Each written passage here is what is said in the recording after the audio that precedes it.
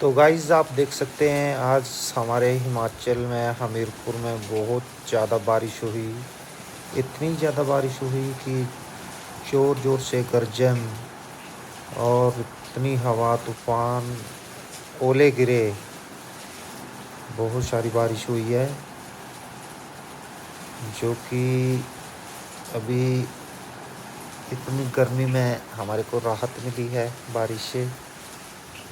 बहुत ही बढ़िया, आज बिल्कुल ठंडा मौसम हो गया है। तो कमेंट करें, लाइक करें, शेयर करें।